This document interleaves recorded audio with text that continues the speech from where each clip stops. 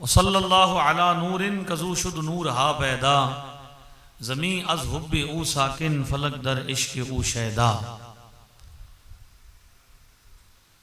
उठा दो पर्दा दिखा दो चेहरा कि नूर बारी हिजाब में है। ज़माना तारीक हो रहा है कि महर कब से नकाब में है। उन्हीं की बू मायाए समन है, उन्हीं का जलवा चमन चमन है। उन्हीं से गुलशन महक रहे हैं, उन्हीं की रंगत गुलाब में है। वो लब हैं गुलहाए नाजुक उनके, वो गुल हैं लबहाए नाजुक उनके। वो गुल हैं लबहाए नाजुक उनके, हजार झड़ते हैं फूल जिनसे। गुलाब गुलशन में देखे बुलबुल, ये देख गुलशन गुलाब में है। करीम अपने करम का सदका लईम बेकदर को न शर्मा। करीम अपने करम का सदका लईम बेकदर को न शर्मा। तू और रिजा से हिसाब लेना, रिजा भी कोई हिसाब में है। फिर दुरूद शुमारों बाहिर विच जमीन असमाना। हल्के विच उन्हां दे आया वांगण फैज नगीना।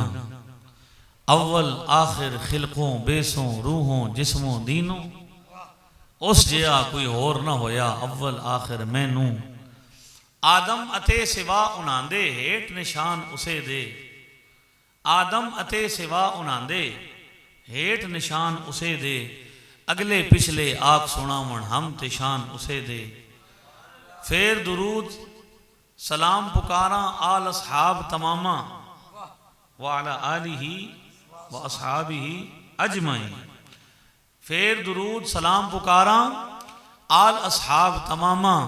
ताबेदार उन्हां दे जेड़े अंदर कौलां कामा। और फिर खुसूसन चौहां यारां चारे रोशन तारे। फिर खुसूसन चौहां यारां चारे रोशन तारे। तारे महर नबी दे चारे एक तू एक प्यारे। मुस्नदुल फिरदौसे अंदर दैल मीने आंदा। सरवर आलम शाह नबियां दा ए हा फरमांदा। किताब का नाम है मुस्नदुल फिरदौस। हदीस का नंबर है 105। रावी हज़रत अब्दुल्लाह इब्न सईद रज़ी अल्लाह ताला अन्हो। अल्फाज हैं अना मदीनतुल इल्म व अबू बकर असासुहा व उमर हीतानुहा व उस्मान सक़्फ़ुहा व अलीयुन बाबुहा। ये हदीस शरीफ है जिसे मुस्नदुल फिरदौस में जिक्र किया गया। और हज़रत मियाँ साहब खड़ी शरीफ वाले इसको 1877 में जिक्र फरमा रहे हैं। और काबिल कबूल है। सनद के अंदर ज़ोफ़ हो भी तो मकबूल हदीस है। मुहद्दिस जिक्र करते हैं, इससे इस्तिदलाल करते हैं। और अब कुछ लोग कहते हैं कि ये पिंडी की तरफ सफ़र करे तो ज़ईफ़ या बातिल हो जाती है। मियाँ साहब ने जब बयान किया बुज़ुर्गों ने तब तक क्या थी, बिल्कुल ठीक ठाक मकबूल तरीन हदीस है। तो इसका तर्जुमा मियाँ साहब कहते हैं मुस्नदुल फिरदौसे अंदर दैल मीने आंदा। सरवर आलम शाह नबियां दा ए हा फरमांदा। शहर इलम दा मैं हाँ यारो अबू बकर बुनियादा। ये शहर इल्म की बुनियाद सिद्दीक़ अकबर है। बुनियाद के बगैर कोई इमारत कायम नहीं रह सकती। फरमाया शहर इलम दा मैं हाँ यारो अबू बकर बुनियादा। उमर दीवार ते छत उस्मान ते दर हैदर शादा। सल्लल्लाहु अलैका या सुल्तान अरब दे। खाक जनाब तेरी दी चुम्मन सह सुल्तान तलब दे। मैं भी एक मिस्कीन कमीना उम्मत विच कहावां। हर वल्लों बेकस वलेकिन तेरा नाम रखावां। हम्दो सना के बाद लायक़ सत तहसीन हज़रात उलमाए कराम, रौनक महफिल,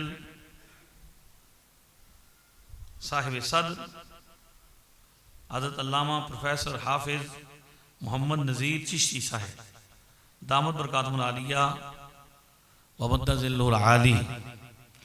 आज हम मरकज़ी जामे मस्जिद बहारे मदीना न्यू गुलशन कॉलोनी बाज़ार नंबर 3 समनाबाद चुंगी गुजरांवाला आपकी खूबसूरत मस्जिद बहारे मदीना में आपके चेहरे पर बहार है और आप बड़ी दिलचस्पी से बैठे हुए हैं। ऐसा मजमा हर रोज़ नहीं मिलता।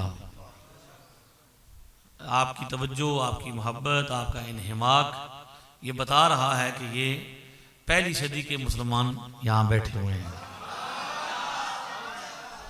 नए अकीदे वाले नहीं, नई नमाज वाले नहीं, बल्कि पहली सदी के अकीदे वाले हैं।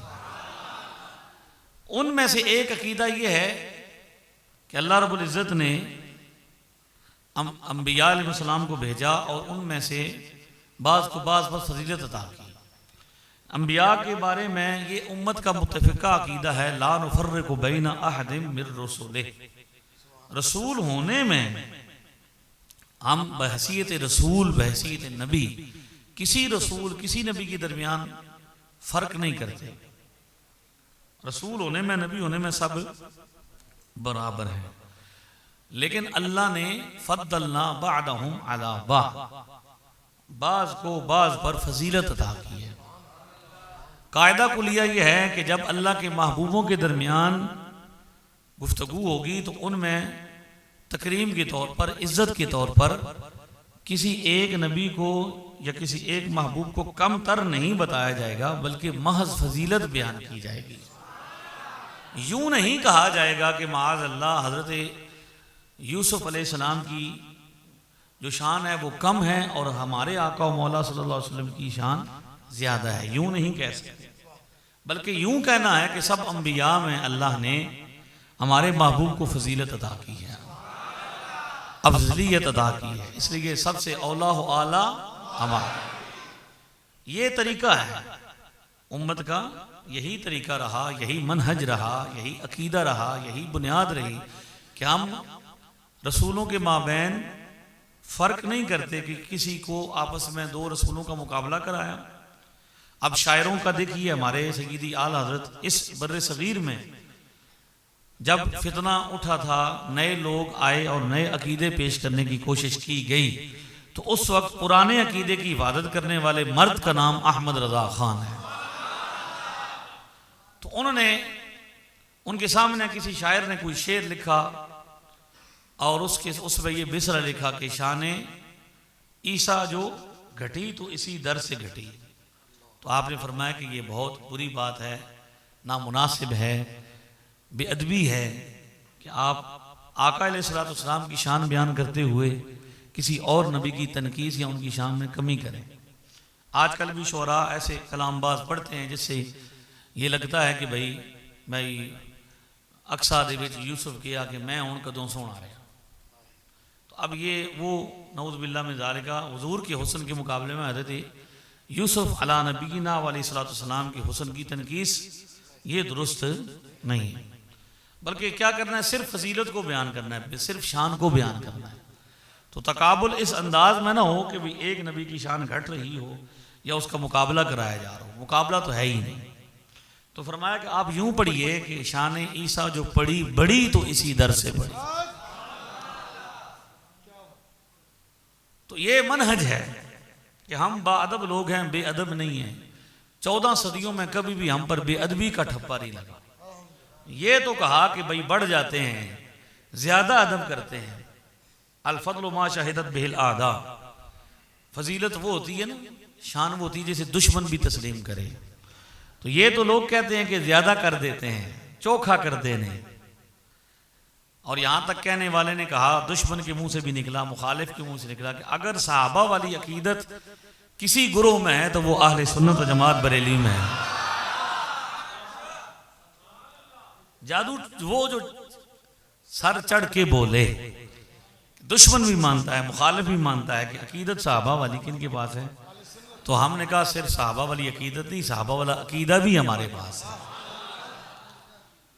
और उसके लिए हम मौजूद हैं। 14 सदियों का रिकॉर्ड पूरा करने के लिए हमारे सामने कोई बंदा आता है, हम उससे पूछते हैं, वो सारे बंदे एक ही बात करते हैं कि जी पहले मैं बरेलवी हुआ करता था, हमारा बाप दादा बरेलवी हुआ करता था।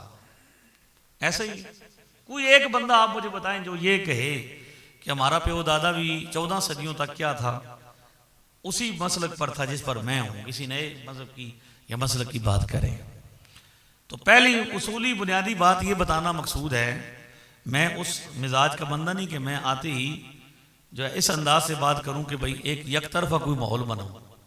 मैं अहले सुन्नत व जमात हूं और अहले सुन्नत का ये मनहज और तरीका है कि हम नबी पाक सल्लल्लाहु अलैहि वसल्लम की निस्बतों के माबैन तकसीम के कायल नहीं, सिर्फ ताज़ीम के कायल हैं। हमें मुकाबला नहीं कराना। जो मैंने अफजलियत को बयान करना है मैं बयान करूंगा, ये हमारा मनहज है, हमारा अकीदा है और इजमाई अकीदा है। जमहूर का नहीं है बल्कि किसका है? इजमा है। जमहूर और चीज़ होती हैं और इजमा और चीज़ होती है। लिहाजा चूंकि इस पर हजरत किबला वाला शान ने मौजू इसलिए रखा, वरना आज यकम मुहर्रम है तो सैयदना फारूक आज़म की शहादत है, उस पर ही बयान मेरा ये ख्याल तो होना चाहिए, लेकिन मैं पाबंद हूँ जो उन्होंने बयान किया उस पर भी मैं कुछ अर्ज कर दूंगा दरमियान में मौके मुनासिबत से। आप जब तक मुकदमा नहीं समझेंगे तो आपको समझ आएगी, बात समझ नहीं आएगी कि रसूलों के माबैन भी यही तरीका और सहाबा के माबैन भी यही अंदाज है कि हम एक सहाबी की शान बयान करते हुए दूसरे की तनकीस नहीं करते। एक सहाबी की शान बयान हो रही है तो हम खुले दिल से सुनते हैं, खुश दिली से सुनते हैं, हम रोकते नहीं हैं। ये कोई मुखालिफ होगा जो सुन्नी बनकर बीच में आए और ये कहे कि हज़रत मौला अली की मनक़त पढ़ी जा रही है तो रोक के कहे कि सिद्दीक़ अकबर की पढ़ो, यूं ऐसा कोई भी सुन्नी नहीं है। हाँ ये है कि भाई वो हमारे बुजुर्ग फरमाते थे कि भाई एक ज़माना था जब किसी बंदे ने चोरी की तो लोगों ने उसे पकड़ लिया और मारना शुरू कर दिया, तो उसके चेहरे पे दाढ़ी थी। तो किसी बंदे आके भाई तको जी हों तो दाढ़ियां वाले भी चोर हो गए। तो बंदा बड़ा सियाना सी, चोर भी है सी लेकिन सियाना सी, उसका इंज ना आखो कि चोरा दाढ़ियां वाले चोर हो गए, बल्कि इंज आखो कि चोरा ने दाढ़ियां रख लिया। तो हम चूंकि भोले भाले लोग हैं, बड़े साफ सुथरी कौम है आले सुन्नत, अपना बंदा भी अगर कोई मनहज से हटकर बात करे तो हम बुरा मनाते हैं। ऐसा ही हम रियायत नहीं करते कि भाई ये बड़ी क्वालिटी है, वरना दीगर जो मसालिक हैं जो फिरके बने, झूठ की बिना पर बने, किज़्ब की बिना पर बने, उन्होंने इल्ज़ामात लगाए, लोगों को लालच दिया, पैसे बांटे। सऊदीया का वली अहद मान रहा है कि हमने अमेरिका के कहने पर पैसे लगाकर दुनिया में वहाबियत को प्रमोट किया, वो खुद मान। तो हमारा ये नहीं होता कि भाई हमारा अगर अपना बंदा बात करे तो हम क्या हो जाएं, हम कहें खैर जी अपना है, ये नहीं करते। अपने बंदे से भी गलती हो जाए तो हम उसे एहसास दिलाते हैं, तौबा करवाते हैं, मना करते हैं, बुरा मनाते हैं। क्योंकि हम किसी को कितनी भी निस्बतें हैं, किसी को उसकी ज़ात की वजह से नहीं मानते, हम सरकार अक़दस सल्लल्लाहु अलैहि वसल्लम की निस्बत की वजह से मानते हैं। लिहाजा हमारे बुजुर्गों का ये कौल है कि अगर एक बंदे ने हज़रत सिद्दीक़ अकबर से मोहब्बत की और मौला अली से मोहब्बत न की तो उसने अबू कहाफा के बेटे से मोहब्बत की, रसूलुल्लाह सल्लल्लाहु अलैहि वसल्लम के खलीफा बिला फसल अफज़लुल बशर बादल अंबिया हज़रत अबू बकर सिद्दीक़ रज़ियल्लाहु तआला से मोहब्बत नहीं की। और अगर एक शख्स ने हज़रत मौला अली से मोहब्बत की रज़ियल्लाहु तआला अन्हु और हज़रत सिद्दीक़ अकबर रज़ियल्लाहु तआला से मोहब्बत न की तो उसने अबू तालिब के बेटे अली से मोहब्बत की, दामाद रसूल शेर खुदा मुश्किल कुशा ताजदार हालात से मोहब्बत नहीं की। तो इस्लाम किसी कौम की विरासत नहीं है, किसी कबीले की बुनियाद नहीं है कि भाई एक कबीला है कोई तो बस सिर्फ उसी का ही इस्लाम है। इस्लाम तो पूरी दुनिया के बसने वाले मुसलमानों का मज़हब है। और इस्लाम ने ये उसूल दिया है कि पैगंबर का वारिस इन्नल उलमा हुम वरसतुल अंबिया, उलमा वो हैं जो आस्ताना अलिया मदीना शरीफ के सजादा नशीन हैं, और ये वो आस्ताना है जिसकी सजादगी के लिए औलाद से होना ज़रूरी नहीं है। कोई बंदा भी किसी भी कौम से हो, किसी कबीले का हो, किसी रंग का हो, किसी नस्ल का हो, कोई ज़बान बोलता हो, एक बोली बोले ला इलाहा इल्लल्लाह मुहम्मदुर रसूलुल्लाह, और फिर उसके बाद वो हुजूर का जानशीन बन सकता है अगर चाहे। ये खूबी है ना मज़हब इस्लाम की। लिहाजा ये किसी की जागीर नहीं। किसी एक कौम के अंदर अच्छे लोग भी हो सकते हैं और उसी के अंदर बुरे लोग भी हो सकते हैं। एक कबीले, एक ही घर के अंदर अच्छे लोग भी हो सकते हैं, नेक भी हो सकते हैं, और अमल के लिहाज से कमज़ोर भी उसी घर में हो सकते हैं। ये इंसानी फितरत है। लिहाजा यहाँ ज़रूरी है ये बात समझना कि कि आज हमारा मौजू है अफजलियत सैयदना सिद्दीक़ अकबर रज़ियल्लाहु ताला अन्हु। और सिद्दीक़ अकबर लक़ब भी हज़रत सिद्दीक़ अकबर रज़ियल्लाहु ताला अन्हु के लिए बोला जाता है। यानी आप यूँ समझिए कि ये नाम से ज़्यादा मशहूर हो चुका है। बहुत कम लोग हैं जो कहते हैं हज़रत सैयदना अबू बकर सिद्दीक़। अक्सरियत क्या कहती है? हज़रत सैयदना। मुझे उस दिन टेलीफोन आया, भाई आप बड़ी बैलेंस बात करते हैं, तो अब अगर कोई बंदा ये कहे कि मौला अली सिद्दीक़ अकबर हैं तो आपका क्या ख्याल है? मैंने उससे कहा कि भाई हम अहले सुन्नत हैं, सिद्दीकीन एक मर्तबा है, अंबिया के बाद उस मर्तबे को बयान किया गया है। हज़रात सहाबा इकराम रिज़वानुल्लाह अजमईन में कई हस्तियाँ ऐसी वजूद हैं जो सिद्दीक़ के मर्तबे पे फायज है। मौला अली के बारे में हमें कोई परेशानी नहीं कि वो सिद्दीकियत के मर्तबे पर फायज हैं, और अगर कोई उन्हें सिद्दीक कहे तो उसमें कोई मसले वाली बात। एक साहबी के लक़ब दूसरे साहबी को अगर दे दिए जाएं, बोल दिए जाए वक्ती तौर पर, तो क्या अगर मिसाल के तौर पर एक बंदा ये कहे कि हज़रत उमर फारूक आज़म है, हक और बातिल के दरमियान, तो क्या ये वस्फ़ हज़रत अबू बकर सिद्दीक़ के अंदर मौजूद नहीं है ना? तो अगर कोई कह दे तो क्या हो जाएगा? ये मैं अब बुनियाद बना रहा हूं, अभी मैं आगे जाके नतीजा निकालूंगा, जल्दी नहीं करनी आपने, ठीक है? इसी तरह हज़रत मौला अली शेर खुदा हैं, उनके कई अलकाबात बोले जाते हैं, बहादुरी है, शुजाअत है, कलमा हक की बुलंदी है, इल्म के मकाम पर आला दर्जे पर फायज होना है, क़ज़ा में आपका सानी कोई नहीं। लेकिन इसका ये मतलब तो नहीं कि भाई अगर किसी को हम और आलिम कह दें, मुश्किल कुशा कह दें या शेर खुदा कह दें, तो क्या मौला अली के अलावा हम क्या हज़रत हमज़ा को खुद हुजूर ने शेर फरमाया, हज़रत उमर को हम अगर शेर खुदा कह दें तो इसमें कोई हरज की बात तो नहीं। लेकिन एक बंदे के सामने मैंने जब कहा कि अगर कोई बंदा ये कहे कि शेर खुदा कौन है जी, हज़रत मौला अली नहीं है, हज़रत उमर हैं, तो मसला होगा आपको? कहता जी बिल्कुल होगा। इसलिए होगा कि भाई एक लक़ब मशहूर है, उर्फ में अवाम उसको समझती है, तो इसलिए जब बोला जाए तो फौरन ज़हन में क्या आ जाता है? वो हस्ती आती है। तो जब शेर खुदा बोला जाता है तो फौरन कौन ज़हन में आता है? हज़रत मौला अली आता है। इसका ये मतलब नहीं कि बाकी साहबा में बहादुरी नहीं है। इसी तरह जब सिद्दीक़ अकबर बोला जाता है तो जहन के अंदर, आम आदमी के जहन के अंदर फौरी तौर पर हज़रत अबू बकर सिद्दीक़ रज़ियल्लाहु ताला की ज़ात है। इसलिए जो अलकाबात ख़ास हैं, मशहूर हैं, उनको उसी तरह रखें। क्या ख्याल है? हरज बहुत ज़्यादा हो जाएगा कि जब आप इस तरह करेंगे तो फिर क्या हो जाएगी? मिक्सिंग हो जाएगी और फिर आपस में लोग दस्तों गिरेबां होंगे। एक बंदे की तबीयत उस तरफ है तो वो उस तरफ आएगा। लिहाजा इन चीज़ों को छेड़ने की ज़रूरत नहीं। उम्मत को तकसीम मत करें। बड़े लोगों का काम ये होता है कि वो उम्मत को तकसीम नहीं करते, वो आपस में मिलाते हैं, बिठाते हैं इकट्ठे। इसलिए हमारे बुजुर्गों ने जब भी सिद्दीक़ अकबर कहा तो मुराद कौन लिया है? हज़रत अबू बकर सिद्दीक़ रज़ियल्लाहु ताला। तो हज़रत अबू बकर सिद्दीक़ रज़ियल्लाहु ताला वो हस्ती हैं जिन्हें हम, जब मैं तो हर जुम्मा खुतबा पढ़ता हूँ, और कदीम जब से मैंने जुम्मा शुरू किया तो मैं एक जुम्मा का खुतबा भी मुझे याद नहीं, यानी मैं इसका हलफ दे सकता हूँ अगर देना चाहूँ तो, कि एक जुम्मा का खुतबा भी मैंने इन अल्फाज के बगैर नहीं पढ़ाया। अफ़ज़लुल बशर बाद अंबिया बित्तहक़ीक़ सय्यदना अबी बकर सिद्दीक़ रज़ियल्लाहु ताला अन्हु। खुतबात रिज़विया में पढ़ता हूँ। तो इसकी ज़रूरत है, इस पर बात होनी चाहिए कि अब बड़े बारीक तरीके से, क्योंकि अहले सुन्नत व जमात तो निस्बत का एहतराम करने वाले लोग हैं, लिहाजा इस चीज़ को कमज़ोरी बनाकर लोगों ने क्या शुरू कर दिया जी, भाई वो देखो जी हज़रत अली का जिक्र होना चाहिए, फलां का जिक्र होना चाहिए, और इस तरह हो तो फिर उससे कर करके ये हो कि लोग आहिस्ता आहिस्ता इससे दूर होते जाए। और आहिस्ता आहिस्ता चूँकि मुसलमानों की अक्सरियत कौन सी है? अहले सुन्नत व जमात है, मज़ार वाली और मिलाद वाली। लिहाजा जब अक्सरियत को इंतशार का शिकार किया जाएगा तो बाकी छोटे मोटे जो फ़िरके हैं उनका तो मसला ही कोई नहीं। तो हम आते हैं अपने मौजू की तरफ। अल्लाह रब्बुल इज़्ज़त ने इरशाद फरमाया, सूरह नूर की आयत नंबर 55 है, वअदल्लाहुल्लज़ीना आमनू मिनकुम वअमिलुस्सालिहात। अल्लाह रब्बुल इज़्ज़त ने तुम में से उन लोगों के साथ वादा किया जो ईमान लाए और अमल सालेह किए। ईमान के साथ अमल सालेह किए। लयस्तखलिफन्नहुम फिल अर्द, हम उन्हें अनकरीब ज़मीन में ज़रूर खिलाफत अपनी अता फरमाएंगे।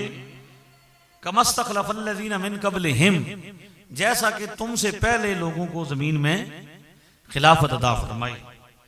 वाला युमक्किनन्ना लहुम दीनहुम अल्लज़ी इर्तदा लहुम, और उस खिलाफत के ज़रिए अल्लाह ज़रूर भी ज़रूर उस दीन को मजबूत करेगा, तमक्कुन बख्शेगा, ताकत बख्शेगा जिस पर अल्लाह राज़ी है। और वाला युबद्दिलन्नहुम मिन बाद खौफिहिम अमना, और अल्लाह ताला तुम्हारे खौफ को उस हुकूमत, उस खिलाफत के ज़रिए अमन में बदल देगा।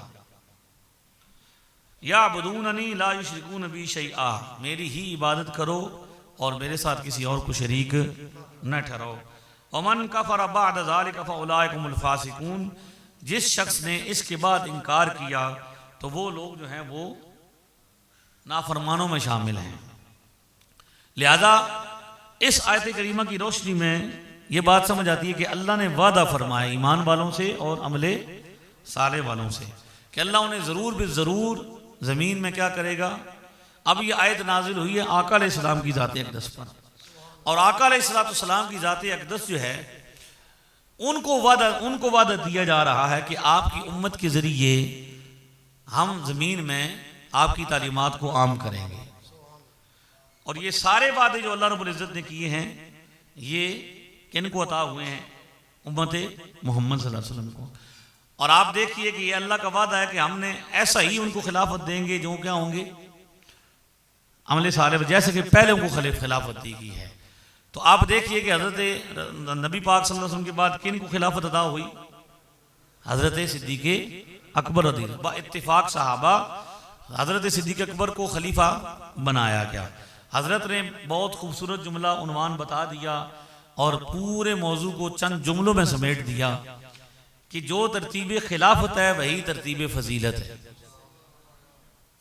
भाई अगर हम ये माने ना कि भाई नहीं जी ये तो इत्तिफाकी कोई बात है, हादसाती चीज़ है कि भाई ठीक है जी उनको उनका मूड था तो उन्होंने पहले हज़रत सिद्दीक़ अकबर को खलीफा बना दिया, तो ऐसा नहीं, बल्कि बाकायदा सहाबा इकराम ने इस बात पर बास मुबासा किया, गुफ्तगू हुई, अपने अपने दलाइल पेश किए। यानी हज़रत सिर्फ सिद्दीक़ अकबर रज़ियल्लाहु अन्हु के बारे में बल्कि अंसार भी खिलाफत के उम्मीदवार थे। उन्हें भी ये दावा था कि हमने नबी पाक सल्लल्लाहु अलैहि वसल्लम की खिदमत की है, आप मक्का मुकर्रमा से तशरीफ़ लाए हैं, आप हिजरत करके मदीना मुनव्वरा यहाँ तशरीफ़ लाएँ, तो हमने उनकी हमेशा क्या की है कि बाहर आवाज़ को शोर शराबा कम करवाएं, तो इससे तवज्जो बढ़ती है, बच्चे जो बातें कर रहे हैं उनको चुप करवाएं। तो दावा तो उनका भी था कि भाई हमारा भी हक है, लेकिन दलाइल ये दिए गए कि पहली बात तो यह कि कुरैश के अलावा अरब किसी से मगलूब नहीं होते, और हुजूर का फरमान भी है अल अइम्मतु मिनल कुरैश, खलीफा कहाँ से होगा, किससे होगा? कुरैश में से। और अब उस खलीफे के लिए भी ज़रूरी है कि वो सहाबाए किराम में जितने लोग मौजूद हैं उनमें सबसे अफजल और बेहतर, अगर उससे नीचे किसी शख्स के खिलाफ बैत की जाएगी तो फिर नज़म बरकरार नहीं होगा। और आयत करीमा में जितने वादे किए गए हैं आप देखिए सिद्दीक़ अकबर रज़ियल्लाहु तआला अन्हु की खिलाफत को, ये आयत करीमा की आप तफसीर देखें, तर्जुमा देखें, और हज़रत अबू बकर सिद्दीक़ रज़ियल्लाहु अन्हु की खिलाफत के बाद के हालात देखें, उनके इक़दामात देखें, तो आपको पता चलेगा भी बिल्कुल ऐन इस आयत की तफसीर है।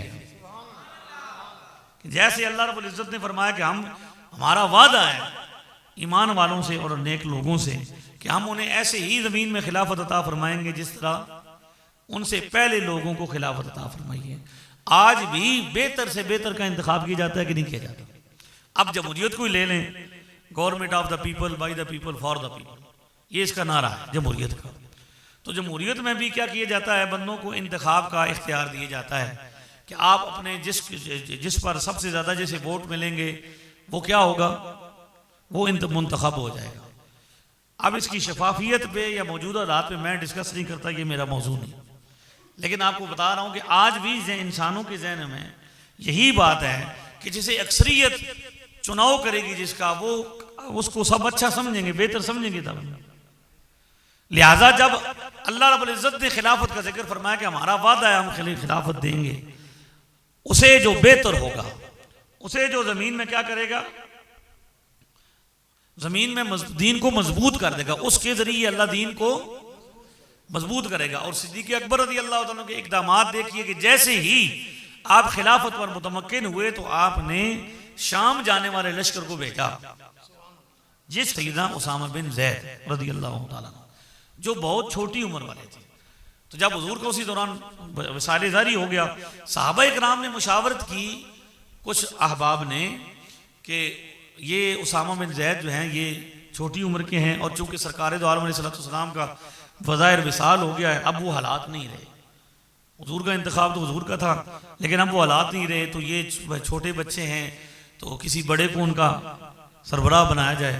तो जब हज़रत उमर रज़ी अल्लाह तआला ने ये मशवरा पेश किया कि बाद साहबा का ये मशवरा है, अगर आप इस तरफ नजर सानी फरमाएं, तो उस वक्त हज़रत सिद्दीक़ अकबर बहुत नरम शख्सियत थे, लेकिन जलाल फरमाया, दाढ़ी मुबारक पकड़ ली। हज़रत उमर की अरबों का ये तरीका था, और फरमाया कि तुझे ए उमर आप क्या बात कर रहे हैं, मैं कौन होता हूँ उस शख्स को माजूर करने वाला जिसका इंतखाब सरकार ने किया। आपकी तवज्जो है ना? हाँ जी, इस तरह थोड़ा सा ढीला भी नहीं होंगे जितना आपके चेहरे पर। मुझे तो हजरत ने वैसे इख्तियार दे दिया कि टाइम आपका है, तो मैंने वो घड़ी नहीं देखनी, आपके चेहरों वाली घड़ी देखनी। ये वाला युमक्किनन्ना लहुम दीनहुमुल लज़ी इर्तदा लहुम की मैं इस पर आ रहा हूँ कि अल्लाह उस शख्सियत के जरिए दीन को मजबूत कर दे। अब सवाल ये है कि तारीख दान को हम बिल्कुल, मेरी आदत है कि मैं सिर्फ मानने वालों को मुखातब नहीं करता। मानने वाला तो मानने वाला है, मजा तो तब है वो भी माने जो नहीं मानने वाला। इसलिए मैं बगैर किसी उसके दावत देता हूं कि आप जानबदार होकर नहीं, गैर जानबदार होकर इस बात को मुलाहिजा करें। और ये रिकॉर्ड भी हो रहा है और इसको लोग सुनेंगे भी कि आप इस आयत करीमा सूरह नूर आयत नंबर 55 को देखें, और फिर उसके बाद सारे हालात देखें कि सरकार दो आलम अलैहिस्सलाम का ज़ाहिरी तौर पर पर्दा हो गया, आप विसाल फरमा गए, और सहाबा पर क़यामत बन के टूटी। लोगों को यकीन नहीं आ रहा था कि ये ऐसा हो सकता है, और एकदम अरब का बहुत बड़ा हिस्सा जो अभी नए नए लोग इस्लाम में दाखिल हुए थे वो मुर्तद हो गए, मुनकिरीन ज़कात हो गए, और उन्होंने जिजिया देना छोड़ दिया, और इसी तरह नबूवत के झूठे दावेदार उठ गए। हर तरफ ये हालत थी कि एक फितने का मामला हो गया। और उस वक्त हजरत सिद्दीक़ अकबर फैसला फरमा रहे थे कि शाम लश्कर जरूर जाएगा, जिसको मोहम्मद रसूलुल्लाह ने मुंतखब किया है अबू बकर की जरूरत नहीं कि उसको उतार सके। चाहे अबू बकर सिद्दीक को इस बात का एहसास हो जाए कि मुझे आके दरिंदे मदीना शरीफ में नोच लेंगे। ये देखे ना, इत्तिबा का इतना आला दर्जा है कि अपनी फिक्र ही नहीं है। नबी पाक अलैहिस्सलाम का फैसला नाफिज होगा। आपने जिस लश्कर को तैयार किया था वो जाएगा। उसके बाद फिर मुनकिरीन ज़कात के मामले में भी नरमी का कहा गया कि आप ऐसा करें, इसमें कुछ नरमी कर दें। लोग जो हैं वो बहुत ज़्यादा फितने का शिकार है। मदीना शरीफ में हम अकेले लोग रह गए हैं, इर्द गिर्द में बड़ी बड़ी बगावतें उठ चुकी हैं। आज लोग परेशान होते हैं ना, तो परेशान नहीं होना चाहिए आपको। आप जिस दीन को मानने वाले हैं वो दीन इतना मजबूत है कि जो उस दीन के साथ खड़ा हो जाता है दीन उसे गिरने नहीं देता। दीन को आपने सहारा नहीं देना, दीन ने आपको सहारा दिया हुआ है। कभी भी घबराने की बात नहीं। वक्ती हालात आते हैं, कुछ आजमाइशें आती हैं, और आजमाइशें उन्हीं पर आती हैं जो आजमाइशों के काबिल होते हैं। समझ रहे हो आप? समझ रहे हैं मेरी बात को जो मैं आपको कहना चाहता हूं? इसलिए आपको घबराने की जरूरत, वक्त आएगा और शेर पलट के वापस आएगा। ठीक है ना? ये छोड़ दें अभी भाई, कोई किसी को हुकूमत मिल गई है, कोई गवर्नर बन गया है, कोई जनाब वजीर आला बन चुका है, तो कोई अपनों को प्रमोट कर रहा है। ये चीखें या चिल्लाएं या लम्बे पहन जाएं या उल्टे लटक जाएं, आले सुन्नत सवाद आजम है, सवाद आजम था, सवाद आजम है और सवाद आजम रहेगा। क्योंकि हम सवाद आजम हैं, हमारे पैगंबर पैगंबर आजम हैं, हमारे फारूक फारूक आजम हैं, हमारे इमाम इमाम आजम हैं, हमारे गौस गौस आजम हैं, हमारे मुजद्दिद मुजद्दिद आजम हैं, मुहद्दिस मुहद्दिस आजम हैं, फकीह फकीह आजम हैं, मुफ्ती मुफ्ती आजम। ठीक है? इसलिए आजम के मुकाबले में अदना की कोई गुंजाइश ही नहीं। तो हजरत सिद्दीक़ अकबर के इक़दामात वाला युमक्किनन्ना लहुम दीनहुमुल्लज़ी इर्तदा लहुम, हम उस खलीफा के जरिए दीन में दुनिया पर दीन को मजबूत कर देंगे। लग ये रहा था कि अब तो इस्लाम का कुछ रहा नहीं, अब तो लोग बड़ी बड़ी तादाद में मुर्तद हो गए जो लोग थे, और पूरा कबीला, और मुसैलमा कज़्ज़ाब जैसा मजबूत आदमी जिसका पूरा उसके पीछे कबीला था, वो उठाया और कई दावेदार हो गए, और ज़कात के मुनकरीन अगर अलग हो, उनका जी हम ज़कात नहीं देंगे। तो जब ये कहा गया कि आप ज़कात लेने में नरमी फरमाएं, तो फरमाया नहीं, जो शख्स नबी पाक के ज़माने में एक ऊँट की रस्सी भी देता था हम वो भी वसूल करेंगे। मनसब का तकाज़ा है ना, ये अफजल तरीन शख्स है, अंबिया के बाद वो हस्ती है जो इस कुल कायनात में अफजल तरीन हस्ती है। लिहाजा देखिए फैसला कैसा ले रहे हैं।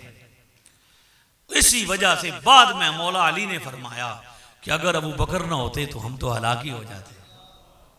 उस वक्त हजरत अबू बकर सिद्दीक के जो फैसले थे, जो इकदामात थे, जो उनके उस वक्त के अमली इकदामात थे, आइंदा आने वाले हालात ने साबित किया कि इस्लाम मजबूत हुआ। और हजरत उमर के ज़माने में फतवात आपको नज़र आती हैं, हजरत उस्मान गनी रज़ी अल्लाह तआला के ज़माने में फतवात नज़र आती हैं, मौला अली के ज़माने की अपनी इस्लाहात हैं, इस्लाहात हैं, बड़ी तरक्कियाँ हैं, ठीक है, सब कुछ है। लेकिन ये सब उस पहली अफजलुल बशर बादल अंबिया हजरत अबू बकर सिद्दीक की खिलाफत का असर है। एकदम नहीं होता, बुनियाद बांधी जाती है। यानी लोगों ने ये समझा कि शायद ये फतवात जो बाद में हुई ये उन लोगों की कमाल है जिन्होंने क्या किया। बाद में भी तो फतवात हुआ, हज़रत अमीर मुआविया के ज़माने में भी फतवात हुई, उसके बाद जब सल्तनत आई, खिलाफ बादशाहत आई, फिर भी फतवात होती रही। लेकिन ये इसकी सब की बुनियाद हज़रत सिद्दीक़ अकबर रज़ी अल्लाह तआला ने रखी। तो आपने देखा कि अल्लाह ने नबी पाक के बाद खिलाफत का जिक्र किया कि हम खिलाफत आपको उन लोगों को खिलाफत देंगे जो दीन में क्या बनाएंगे, दीन को मजबूत कर देंगे। इस आयत करीमा को पढ़ते जाएं और हज़रत सिद्दीक़ अकबर रज़ी अल्लाह तआला अन्हु की हस्ती को देखते जाएं। आप आंखें बंद करके रहेंगे कि कायनात में सबसे अफजल हस्ती अंबिया के बाद वो कौन सी है, हज़रत अबू बकर सिद्दीक़ रज़ी अल्लाह तआला। मियाँ साहब ने फरमाया, हिदायतुल मुस्लिमीन की मैं इशारा लिखी है, उसमें उन्होंने फरमाया आखेकारी तरतीब इवें है इन्ना इमामा चारा। आखेकारी तरतीब इवें है इन्ना इमामा चारा, जिमें तरतीब फजीलत है 14 11 के 12।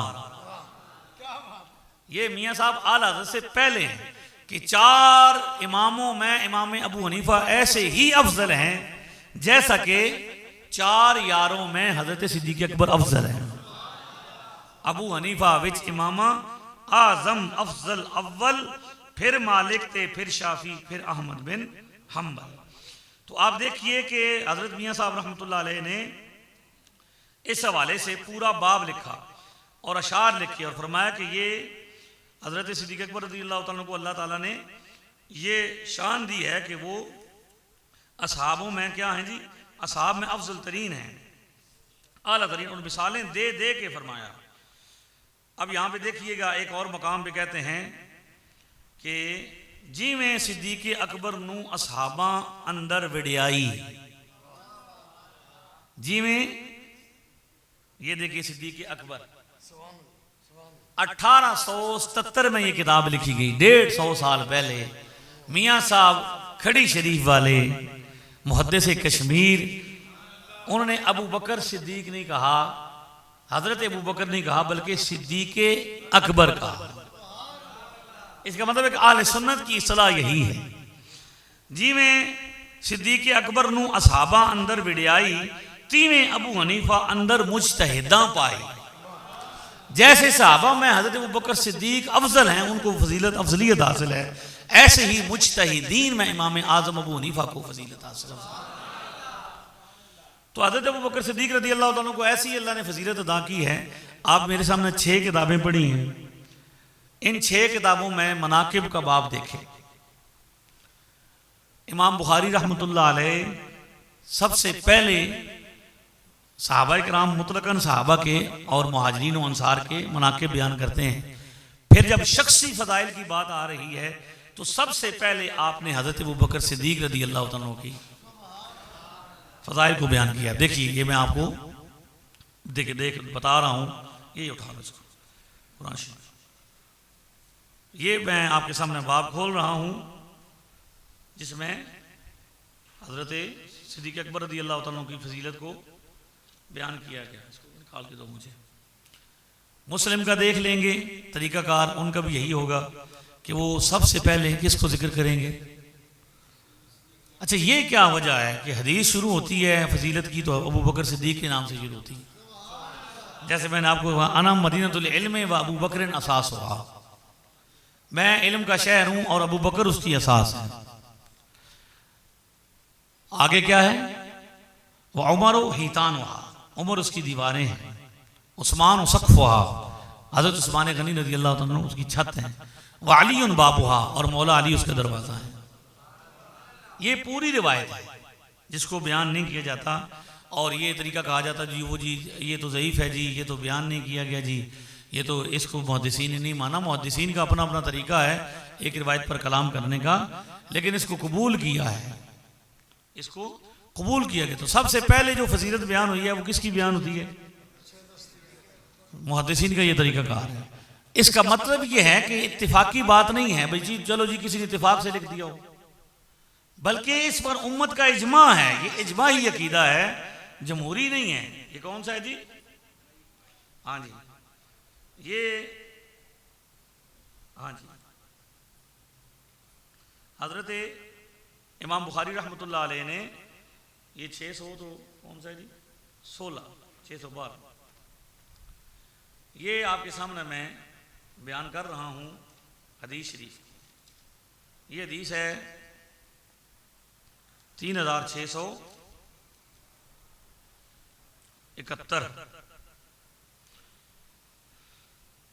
कहते हैं अन मुहम्मद इब्न अल-हनफिय्या थे काल कुल्तु लिअबी अय्युन नास खैरुन बाद रसूलिल्लाह सल्लल्लाहु अलैहि वसल्लम। हज़रत मौला अली की साहबजादे मोहम्मद बिन हनफिया, आप फैसला किससे करवाने लगे? हम मौला अली की औलाद से। और फिर खुद मौला अली फरमाएंगे, यानी हम उनको कहते हैं जो लोग इसमें इख्तलाफ करते हैं उनको हम सिर्फ इतना कहते हैं कि हमें छोड़ो, हम पर तो इल्ज़ाम तुम लगाते हो कि ये जज्बाती है। मौला अली से पूछ लेते हैं, मौला अली के साहबजादे से पूछते हैं, उन्होंने क्या कहा जी नबी पाक सल्लल्लाहु अलैहि वसल्लम के बाद सबसे ज़्यादा अफजल कौन है? मौला अली ने फरमाया काला अबू बकरिन अफजलुल बशर बाद अंबिया। कौन है? अफजलुल बशर बाद रसूलिल्लाह हजरत अबू बकर सिद्दीक है रज़ियल्लाहु ताला अन्हु। कुल तो सुम्मा मन, फिर मैंने पूछा कि इसके बाद कौन? फरमाया सुम्मा उमर। ये हजरत ने जो आपको कहा कि भाई खिलाफत की जो तरतीब है वही क्या है?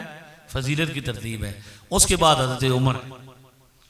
फिर कहते हैं कि मुझे खशीद यकूला उस्मान हो, फिर मुझे इस बात का खदशा हुआ कि अगर उसके बाद मैंने पूछा तो हजरत उस्मान का नाम लेंगे, तो इसलिए मुझे आपसे मोहब्बत थी तो मैंने कहा सुम्मान था, इस सुबह तुसी हो। तो हजरत मौला ने आज ही इख्तियार फरमाया मा अना इल्ला रजुलुन मिनल मुस्लिमीन। अपने मुंह से अपनी फजीलतें बयान नहीं होती।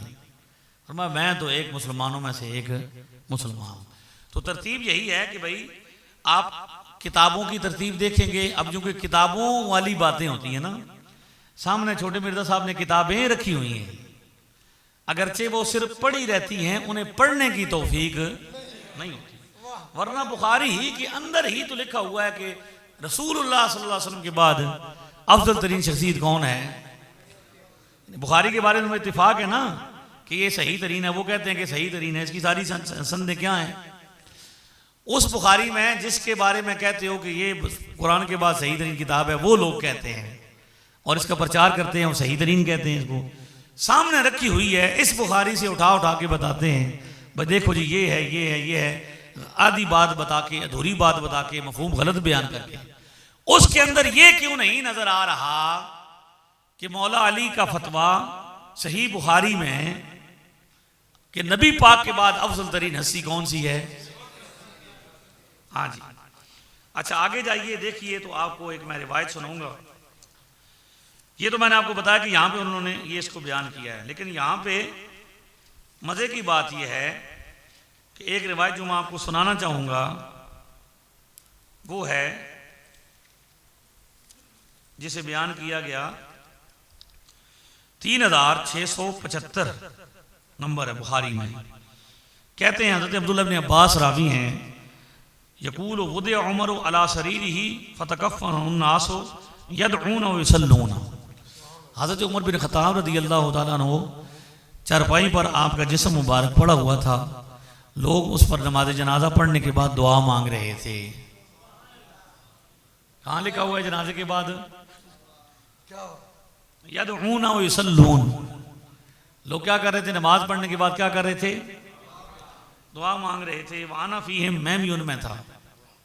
जनाजे तो बाद, हज़रत उमर के जनाजे के बाद दुआ मांगने वाले दफन से पहले कौन दुआ मांग रहे हैं? ये फरमा रहे हैं पहले अभी हज़रत अब्बास। कहते हैं कि भाई मैंने देखा कि एक बंदे ने आके मेरे कंधों पर हाथ रखा और उन्होंने आके दुआ करना शुरू कर दी। ठीक है जी। दुआ ये की कि उन्होंने कहा कि मुझे इस बात का अंदेशा था, मुझे इस बात का यकीन था कि ए उमर, अल्लाह आपको आपके यारों के साथ जरूर मिलाएगा। मैं अक्सर हुजूर सल्लल्लाहु अलैहि वसल्लम से ये सुना करता था कि आप ये फरमाते थे, आना व अबू बकर व उमर। ठीक है जी। मैं और अबू बकर और उमर आए, मैं और अबू बकर उमर ने ये किया। ठीक है जी। हुजूर अक्सर ये फरमाया करते थे कि मैं क्या करता हूँ जी, इन्नी कुन्तु लारजू अन यजअलक अल्लाहु मअ साहिबैका। ये आगे 3670 रिवायत में ये लफ्ज़ है कि कहते हैं मेरे कंधे पर एक शख्स ने हाथ रखा और उन्होंने आके दुआ मांगना शुरू की, यरहमुकल्लाह, ए उमर अल्लाह आप पर रहम करे। ठीक है जी। यरहमुकल्लाह इन कुन्तु लारजू अन यजअलक अल्लाहु मअ साहिबैका। मुझे इस बात का बड़ा यकीन था कि अल्लाह आपको आपके यारों के साथ ज़रूर मिलाएगा। कायनात में सबसे अफजल तरीन जगह वो है जहाँ पे मेरे और आपके आका मौला सल्लल्लाहु अलैहि वसल्लम तशरीफ़ फरमा है। अल मुहन्नद अल मुफन्नद में देवबंद की किताब है जिस पर देवबंद के अकाबरीन के साइन हैं। उसमें ये लिखा हुआ है कि भाई वो हिस्सा कब्र शरीफ का, वो हिस्सा जो सरकार दो आलम इस्लाम के जिस्म के साथ मस हो रहा है, वो कायनात में सबसे अफजल है, काबे से अफजल है, अर्श से अफजल है, कुर्सी से अफजल है। ठीक है। उस मकाम पर कौन मौजूद है? आज भी सिद्दीक़ अकबर हैं, फारूक आज़म। मुझे एक बंदे ने कहा, मौलाना मैं वहाँ जाता हूँ लेकिन मैं रोज़ा रसूल पे नहीं जाता। मैंने कहा क्यों नहीं जाते? कहता इसलिए कि वहाँ पे उमर है। मैंने कहा हज़रत उमर को रब ने ये शान दी है कि वो ज़मीन के ऊपर थे तो शैतान फिर भी सामने नहीं आ सकता था।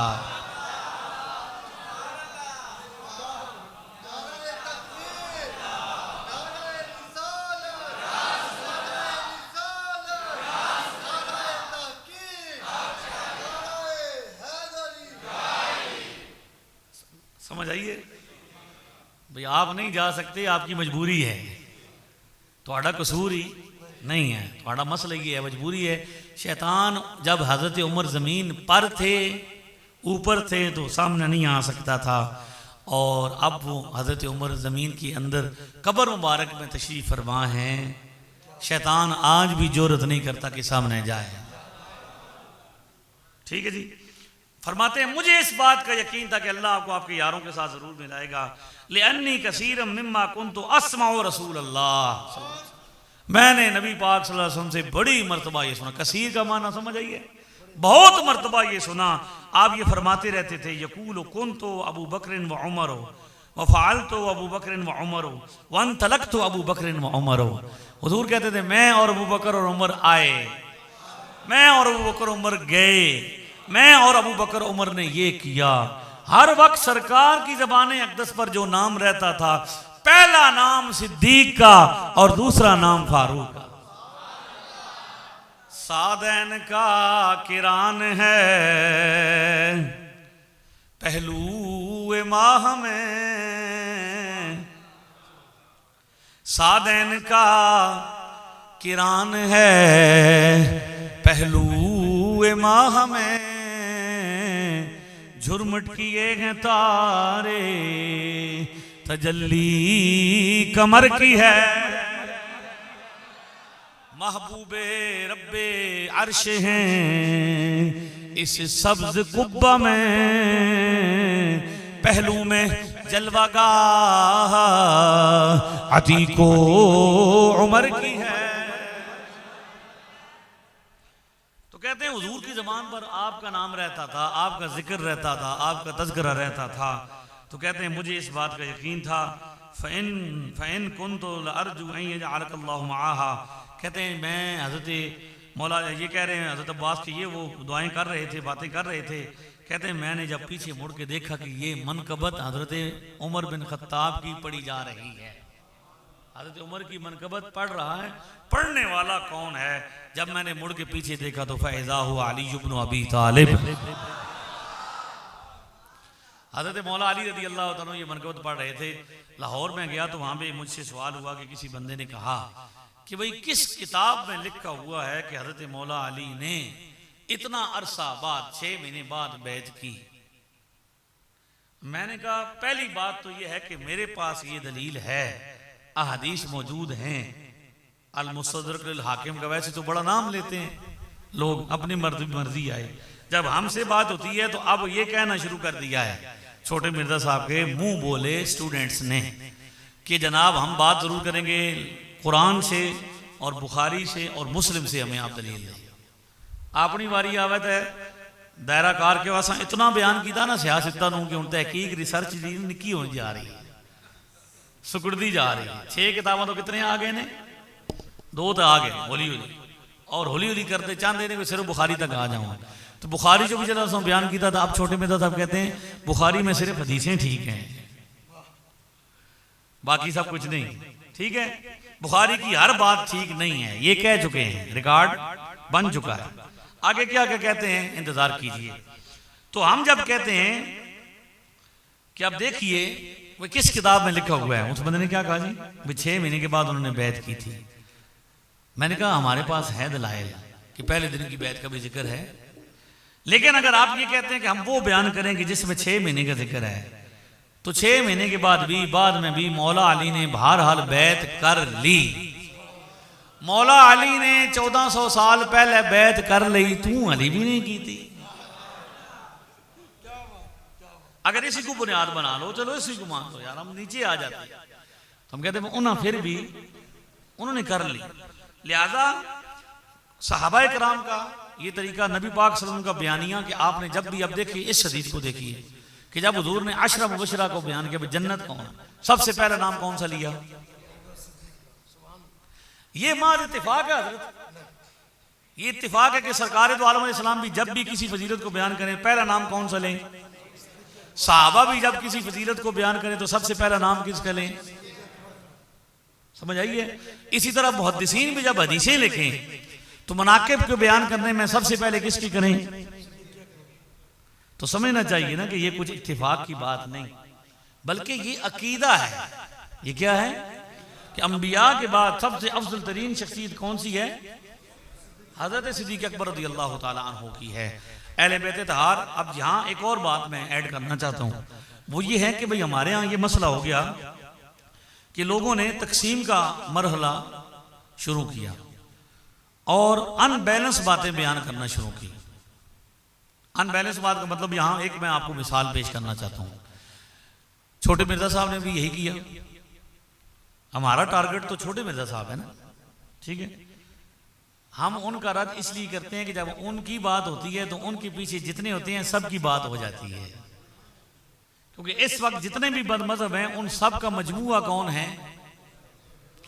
छोटे मिर्जा साहब की मिसाल ऐसे है जैसे एक मोहल्ला हो, एक गांव हो या एक शहर हो, हर घर से मुख्तलिफ किस्म की नालियां निकलती हैं गन की, और वो एक गटर में आके जमा हो जाती हैं। तो हर किस्म की गंदगी कहाँ पे मौजूद होती है? एक गड्ढे में, जहां से सारियां नालियां आके, ये मिसाल के तौर पर मैं बयान कर रहा हूँ।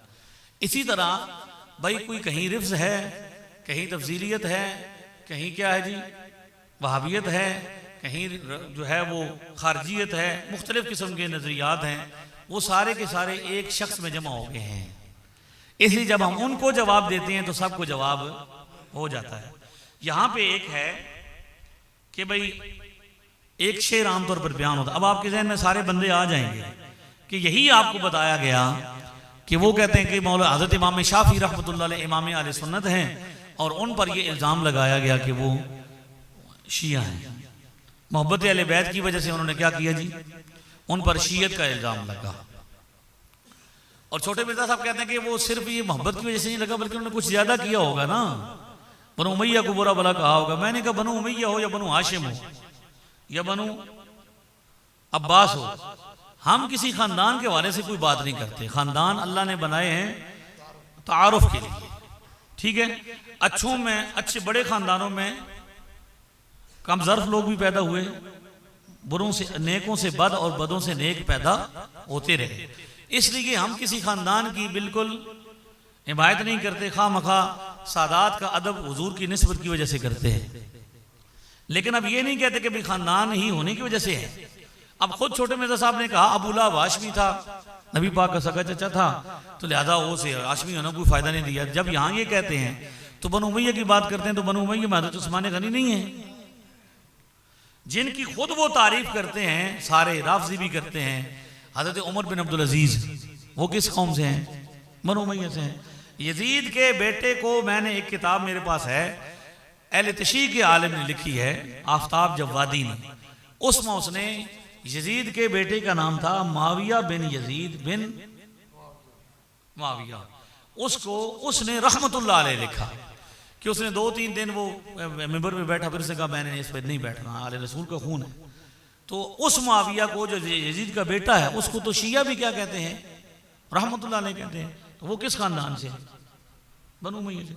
तो हमें क्या मसला भाई, हम कहें कि जो भी हो इनको कोई फोबिया हो गया है कि बात बात पे कहते हैं बनु उमैया बनु उमैया।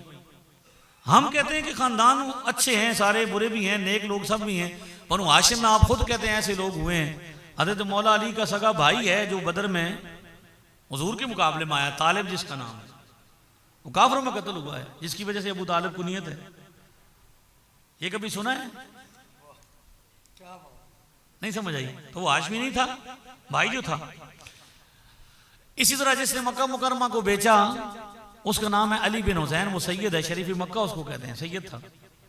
लेकिन उसकी सियादत को उसका कोई एहतराम नहीं करता बंदा कि इसने खिलाफत उस्मानिया को तोड़ा और बगावत कायम की और गद्दारी की, और आज तक उसकी नस्ल जो है उसको गद्दार कहा जाता है। तो हम किसी खानदान के नहीं हैं, वो नुमाइंदे नहीं हैं, हम मुसलमान हैं।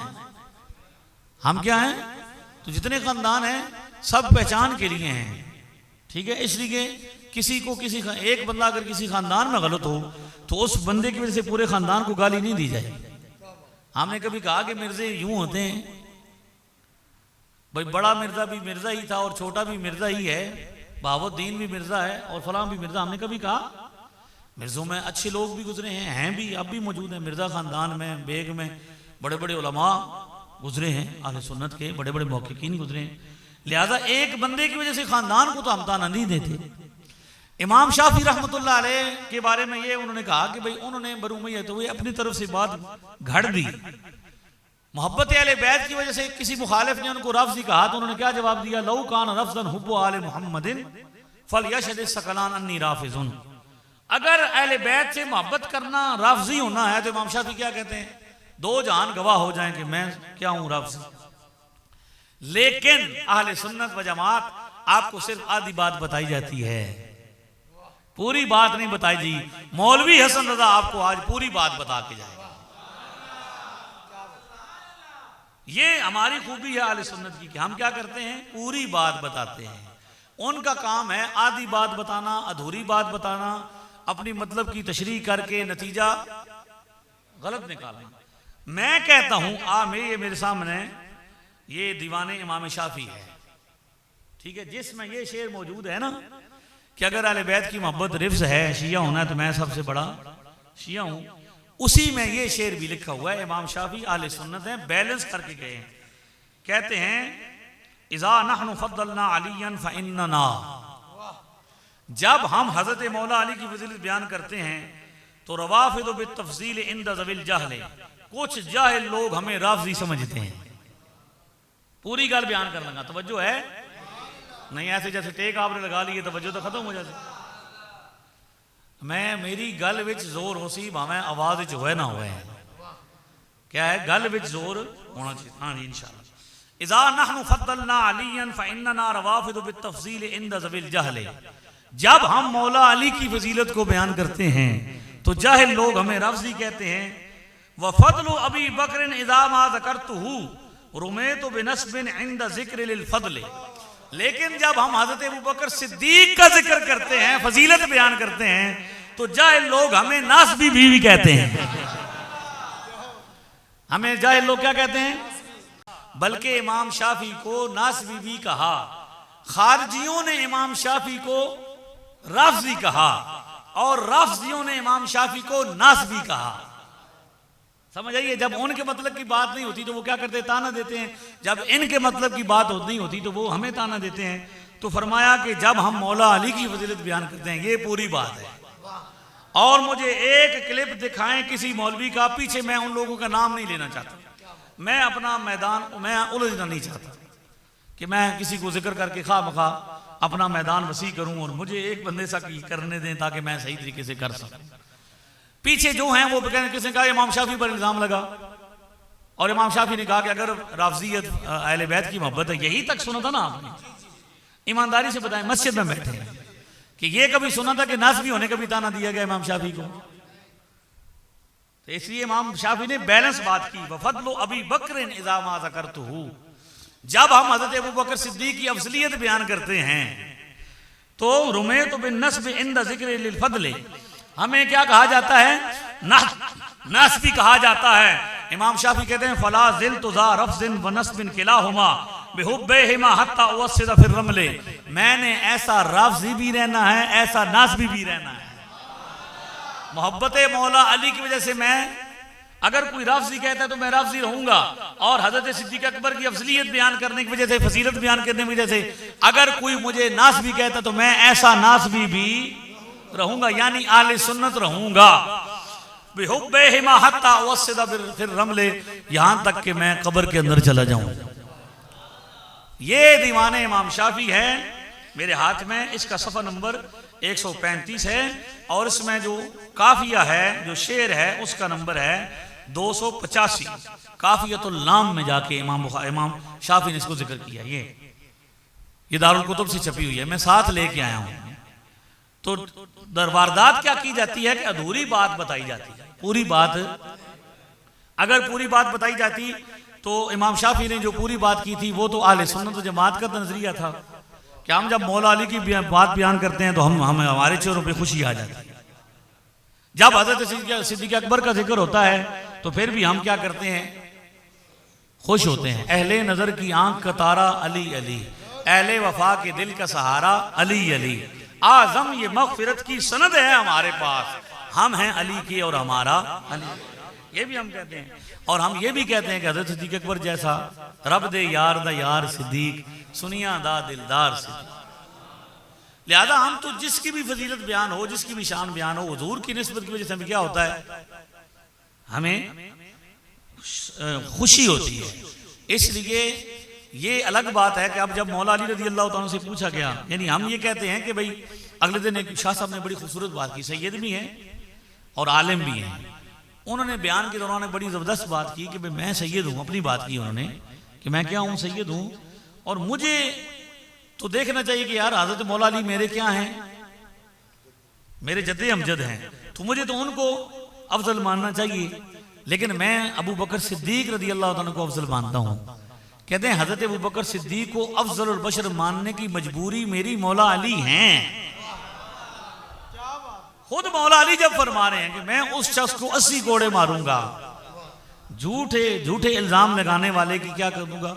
सजा दूंगा, जिसने मुझे हज़रत अबू बकर सिद्दीक से अफजल कहा। तो जब उन्होंने हज़रत सिद्दीक अकबर को अफजल फरमाया, सारी जिंदगी हुजूर के साथ, हज़रत अबू बकर सिद्दीक के साथ, हज़रत उमर के साथ, उस्मान के साथ उन्होंने सुलह रखी, उन्हें मुशावरत दी, फैसले करते रहे, यकजान होकर इस्लाम की परचम को बुलंद करते रहे। और ये सारी वही तरतीब खजीरत है। आयत करीमा को पढ़ते जाएं तो आपको पता चलेगा कि बुनियाद खिलाफत की रखने वाले सिद्दीक अकबर रज़ी अल्लाह तआला अन्हु आखिर तक उसका फैजान जा रहा है। इसीलिए अल मुस्तदरक लिल हाकिम में है कि हज़रत अबू बकर सिद्दीक रज़ी अल्लाह तआला अन्हु वो हस्ती हैं कि जिनसे बेहतर शख्स पर सूरज तुलू नहीं हुआ। या मौला अली से पूछा गया कि आपने खिलाफत का दावा क्यों नहीं किया?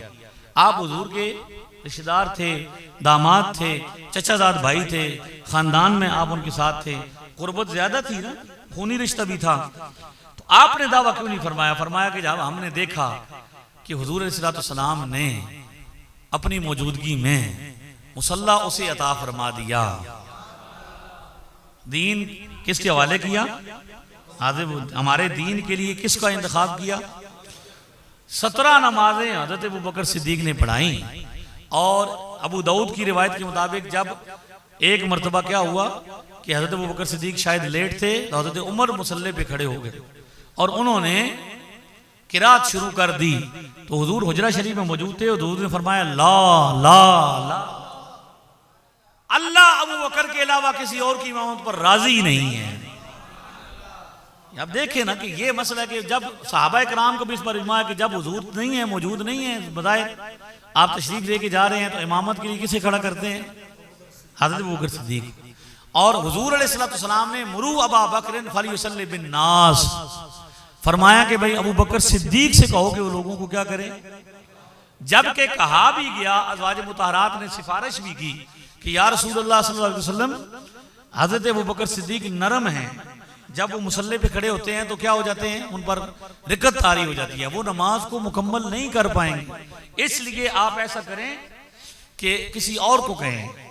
तो हुजूर ने फरमाया नहीं, अबू बकर सिद्दीक ही उस पर मुसल्ले पे खड़े होंगे। और जब कोई और हज़रत अबू बकर से हज़रत उमर हुए तो फिर भी वो इस पर राजी नहीं हुए, बल्कि आपने फरमाया नमाज वही पढ़ाए। इसका ये मतलब है कि हुजूर, जब मौला अली ने फरमाया कि जब हमने ये देखा कि अल्लाह के रसूल सल्लल्लाहु अलैहि वसल्लम ने हमारे लिए, हमारे दीनी रहनुमा के होने के लिए एक शख्स का इंतखाब किया, तो वो शख्स जो हमारे दीन के लिए हुजूर ने पसंद किया वो हमारी दुनिया के लिए भी सबसे बेहतर है। और तारीख गवाह है कि इसी तरह हुआ। अल्लाह ने निज़ाम इसी तरह, जो पहला खलीफा था वो फौत भी पहले हुआ, जो चौथा खलीफा था वो चौथे ने, उम्रें भी अल्लाह ताला ने इसी हिसाब से रखी, यानी हर चीज को सेटल किया। इसलिए इत्तिफाकी बात नहीं है कि महज इत्तिफाक है जी ऐसे हो गया, बल्कि ये इजमाई बात है कि उम्मत का इस पर इजमा है। लिहाजा मौजूदा ज़माने में आपको मैं ये मैसेज आखिर में ये दे रहा हूँ कि आपकी जिम्मेदारी है कि आप अपने बच्चों को फितनों से बचाएं। फितनों से नबी पाक अलैहिस्सलाम ने पहले बताया, अबू दाऊद शरीफ में 4243 नंबर रिवायत हज़रत हुज़ैफा बिन यमान इस हदीस के रावी है। फरमाया वल्लाहि मा तरक रसूलुल्लाह सल्लल्लाहु अलैहि वसल्लम मिन काइद फितनतिन इला अन तनक़दी दुनिया यबलुगु मन माहु सलासमिअतिन फसाइदन इल्ला क़द सम्माहु लना बिस्मिही वस्मि अबीही वस्मि कबीलतिही। नबी पाक सल्लल्लाहु अलैहि वसल्लम ने क़यामत तक होने वाले हर फितने का जिक्र फरमाया, उसका नाम लेके बताया, उसके वालिद का नाम बताया, उसका कबीला बताया, और उसके साथ 200 या 300 से कुछ ऊपर बंदे उसे फॉलो करेंगे ये भी बताया। 300 या 300 से कुछ ऊपर फॉलोअर्स होंगे। छोटे से कमरे में छोटी सी वीडियो से आवाज आती है, आप 300 हैं या 300 से कुछ ऊपर बैठे हुए हैं, तो सहेंगे वो तो समझ को नहीं लग रही। मैं के पे आता हूं, हुजूर एक एक फितने का नाम बता के गए, उसमें यह भी शामिल है जिसके साथ 300 या 300 से कुछ ऊपर बंदे बैठे होंगे। फरमाया हुजूर हर चीज बता के गए हैं। मियाँ साहब ने इसका तर्जुमा किया हिदायतुल मुस्लिमीन में, फरमाया बाबुल फितन अंदर मिशकाते कहे हुज़ैफा रावी, नाले अबू दाऊद मसला अच्छी तरह सुनावी। ये वो मियाँ साहब का कलाम है जो नहीं पढ़ा गया। कभी सुना है? ये तो पढ़ा गया कि भाई बंदा फौत हुआ, उसने सारी जिंदगी बेटे ने अब्बा जी को पानी नहीं पिलाया, और उस वक्त फिर उसकी कुल पर 40 पर नाथ खान ने पढ़ा बाप सिरां दे ताज मोहम्मद मामा, तो उस फिर पुत्र ने 1000 रुपया कढ़ नहीं कढ़ना, जो हुण ना कढ़िया तो लोग आखसन में बड़ा नालायक पुत्र है। समझ आई कि नहीं है? ये तो मियाँ साहब ने लिखा अपने ज़ौक़ के मुताबिक, लेकिन हिदायतुल मुस्लिमीन लिखी और इस लिखने के बाद फरमाया भाई ये जो किताब मैं लिख रहा हूँ इल्तमास करे हुण बंदा वल दीनी उलमावा मुनसिफ हो मुसन्निफ उत्ते करना राम बरावा ओए नाम है दावा इल्म अकल दा है दावा मिसकीनी नज़म अंदर जे सुस्ती होवे करो ना नुक्ता चीनी ते जे रब हिम्मत देवे किसी नू इसते शरा लगावे 150 साल के बाद इस फकीर ने इसकी शरा की रब ने हिम्मत दी है जे रब हिम्मत देवे किसी नू इसते शरा लगावे जो आयात अहदीसन इशारा साबित सबत करावे जरूरी बयान शान इसदा हर मजलिस हर खाने नजदी फितना बहुता उठया अंदर एक जमाने। तो ये चाहते थे कि इसका बयान हो तो मैं वो बयान कर रहा हूं बाबुल फितन अंदर मिशकाते कहे हुज़ैफा रावी नाले अबू दाऊद मसला अच्छी तरह सुनावी हर मुदिल ते हर फितना जो उठसी विच सालां हजरत खबर सुनाई सब दी असहाबा खुशहाला तीक कयामत उठसन जो फिरके बेदीने जबरी कदरी ते मोतजिरी ते नजदी बे यकीने अहले हक नू ताने मारन हकों आप किनारे रब दे यारां दे जो मुनकिर कहर इलाही मारे। इसका तर्जमा कर दिया भाई इस तरह ये खुश रहना कि वो तुम्हें ताने देंगे। फितने का हुजूर बता के गए अपनी औलादों को बचाना कि ये फितने होंगे। तो फितने कौन से हैं उनकी अलामात तक बयान की। मुस्लिम की 16 नंबर हदीस यकूनु फी आखिर ज़माने दज्जालून कज़्ज़ाबून आखिरी जमाने में कुछ ऐसे लोग आएंगे जो झूठे भी होंगे और धोखेबाज भी। उनकी निशानी क्या है या तूनकुम मिनल अहादीस बिमा लम तस्मऊ अंतुम वला आबाउकुम वो तुम्हारे सामने ऐसी ऐसी हदीसें पेश करेंगे जो ना तुमने सुनी होंगी ना तुम्हारे बाप दादा ने सुनी होगी। इसका मतलब यह कि बाप दादा का अकीदा हक है बाप दादा हक का म्यार है। अगर बाप दादा का अकीदा जब हम कहते हैं कि हम तो उसी पर रहेंगे जिस पर हमारे बाप दादा हैं तो हमें जवाब क्या देते हैं फिरके भी और फिरके भी क्या जवाब देते हैं कौन समझ आ रही। फिरके भी यही जवाब देते हैं और फिरके भी यही जवाब देते हैं कि जनाब ए तो यहूदी भी आदे सन ईसाई भी ये कहते थे यहूदी भी ये कहते थे कि मा अल्फैना अलैहि आबाअना हम तो उसी अकीदे पर कायम रहेंगे जिस पर हमारा बाप दादा है। मैंने कहा बात मुसलमानों की हो रही है आप यहूदियों को लेके आ जाते हैं। यहूदी खुद भी यहूदी थे बाप दादा भी यहूदी ईसाई खुद भी यहूदी थे बाप दादा भी ईसाई मुशरिक खुद भी मुशरिक थे बाप दादा भी मुशरिक। अल्हम्दुलिल्लाह हम खुद भी मुसलमान हमारे बाप दादा भी मुसलमान। इसलिए यहूदियों वाली बातें हमें ना बताओ। इसलिए तो हमारा इस्लाम तो तुम्हारे नजदीक भी साबित है कि तुम हमारे पीछे नमाजें नहीं पढ़ते हो है कि नहीं। फिरके भी और फिरके भी हमारे पीछे नमाजें पढ़ते हैं। हम किसी बदतमीज को अपना इमाम नहीं बनाते चाहे वो मोहल्ले का इमाम हो या काबे का इमाम हो। को नहीं समझ आई तो ये गल्ला साढ़े बात पता नहीं सुन साढ़े जब भी न लभे समझ आई ने। सुखन की कदरदानी जिंदगानी में नहीं होती सुखन की कदरदानी जिंदगानी में नहीं होती। यहां जब शम्मा बुझ लेती है तब परवाना आता है। हम किसी बदतमीज को अपना इमाम नहीं बनाते चाहे मोहल्ले का इमाम हो या लेकिन वो सारे हमारे पीछे नमाज पढ़ने को तैयार हैं। मतलब क्या है कि अगर हम बिदती हैं हम मुशरिक हैं और छोटे मिर्जा साहब के बकौल नऊज बिल्लाह हम खत्म नबूवत के डाकू हैं तो हमारे पीछे नमाज कैसे हो जाती है। उनकी नमाज हो जाती है इसीलिए उन्हें पता है कि ये मुसलमान है। तो हम खुद भी मुसलमान हमारा बाप दादा भी। इसलिए हुजूर ने फरमाया वो तुम्हारे सामने ऐसी बातें करेंगे ऐसी हदीसें लाएंगे ना तुमने सुनी होगी ना तुम्हारे बाप दादा ने। कुरान से दलील दी थी माल फीना ले आबाना हम कुरान से ही इसका भी जवाब देते हैं इस इस्तिदलाल का भी। कुरान पाक में सूरह बकरा में हजरत याकूब अलैहिस्सलाम के आखिरी वक्त का जिक्र है। अम कुंतुम शुहदा इद हदरा याकूब अल मौत इद क़ाल लिबनीहि मा तअबुदून मिन बअदी क़ालू नअबुदु इलाहका व इलाहा आबाएका। हजरत याकूब का अलैहिस्सलाम का आखिरी वक्त था। आपने अपने बच्चों को जमा किया और फरमाया मेरे बाद किसकी इबादत करोगे। तो बच्चों ने ये नहीं कहा कि जी जी हम तो रिसर्च करेंगे हम खुद देखेंगे चाहे रिसर्च के लफ्ज कभी ना पता हो। बच्चों ने ये नहीं कहा। बच्चों ने कहा नाबुदु इलाहका व इलाहा आबाएका हम उसी खुदा की इबादत करेंगे जिस खुदा की आपने इबादत की और आपके बाप दादा ने इबादत की। मुसलमान प्यो दादा हक है मुसलमान बाप दादा उनका इल्म अमल हक है। लिहाजा ये कहना कि बाप दादा अनपढ़ थे आप बड़े पढ़े लिखे हैं अगर किसी को पढ़ा लिखे होने का दावा है तो हमारे सामने क्यों नहीं आता। पहले तो कुछ कुछ आते थे लेकिन जब क्या हुआ कुछ क्लिप्स लगे तो अब तो पर्चियां आ जाती हैं, खुद नहीं आते। बात समझ आ रही है? मुझे एक बंदे ने फोन किया जी, मैं उनका मुंह बोला स्टूडेंट हूं और मैं आपसे मुनाजरा करना चाहता हूं। मैंने कहा लिखवा के लाइए कि वो आपको अपना स्टूडेंट माने, हम आपके साथ भी मुनाजरा कर लेंगे। शर्त एक है कि फोन से बाहर आए, टेलीफोन पे से बाहर आके आमने सामने बैठे। पहली सदी के अकीदों को हम बयान करेंगे। हम पहली सदी के मुसलमान हैं, हम फिरका नहीं हैं, हम जमात हैं। हम पर फिरका परस्ती का इल्जाम नहीं कि हम किसी से जुदा नहीं हुए, जो भी जुदा हुआ वो हमसे जुदा हुआ। आखिरी हदीस शरीफ मुस्नद इमाम अहमद बिन हम्बल में हुजूर ने इरशाद फरमाया, इन्न शैतान अज़ेबुल इंसान, शैतान इंसान का भेड़िया है, कज़ेबिल गनम, जैसे कि बकरी का भेड़िया होता है। बकरी को शिकार करने के लिए भेड़िया होता है, इसी तरह इंसान को शिकार करने वाला शैतान है।